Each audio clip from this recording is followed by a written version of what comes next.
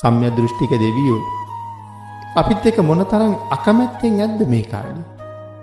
දැන් බලන්න කොයිතරම් ව්‍යසන එනවද? මොනතරම් කරදර එනවද? අනාගතයේ කොයිතරම් කරදර වලට අපිට මූණ පාන්න සිද්ධ වෙයිද? ඉතින් මෙතකොට අපි කියනවානේ මේ දෙවියන්ටවත් පේන්නේ නැද්ද මේක කියලා? පින්නතුනේ දෙවියන්ට හොඳටම මේක පේනවා. අයි පේන්නේ නැතුව නෑ. ඉතින් එතකොට ඊළඟට තියෙන ප්‍රශ්නේනේ ඇයි පේනවා නම් අනුකම්පා කරන්නේ නැත්තේ?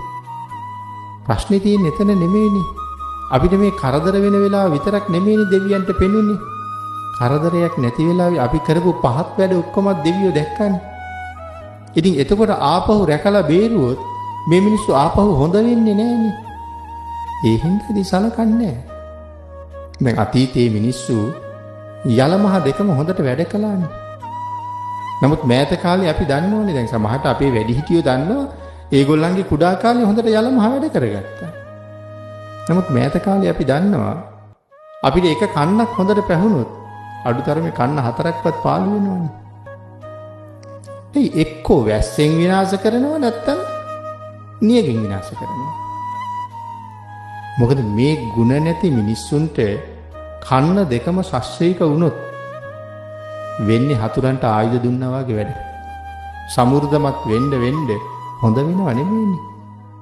ඒ හින්දා උන්වහන්සේලා එහෙම බලන්නේ අපිට. සලකන්න හිතෙන්නේ නැහැ. සම්මාදිට්ඨික දෙවියෝ අනිත් එක අපේ මේ කාලේ සම්මාදිට්ඨික දෙවියන්ට සලකන ක්‍රමයකුත් නැහැ. අපි මේ මිත්‍යා දෘෂ්ටික දෙවියෝ පිටිපස්සේ යන සමාජයක් බවට පත් වෙලානේ තියෙන්නේ. මේ සම්මාදිට්ඨික දෙවියන්ට බලන්නෙත් නැහැ. ඉතින් මේ වගේ ප්‍රශ්න ගොඩක් තියෙනවා.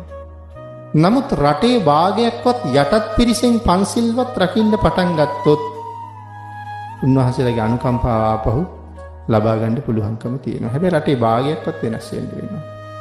ඒක වෙයිද නැද්ද කියන කාරණාව අපිට තේරෙන්නේ නැහැ. ඉතින් අපි මේ ධහමින් ඈත් වෙන්න අපේ විනාශයමයි ළඟ වෙන්නේ. ඒ නිසා භාග්‍යතුන් වහන්සේ දේශනා කළේ යමෙක් දස අකුසල් කර නම් ජීවත් වෙන්නේ. ඒ පුද්ගලයා මරණයටපත් වෙනකොට ඔහු සුගතිගාමී කරන්න සමත් කෙනෙක් නැහැ. ඒක භාග්‍යතුන් වහන්සේට කරන්න පුළුවන්. සමත් කෙනෙක් නැහැ. ඒ හින්දා දස අකුසලයෙන් වළකින්න කියලා දේශනා කළා.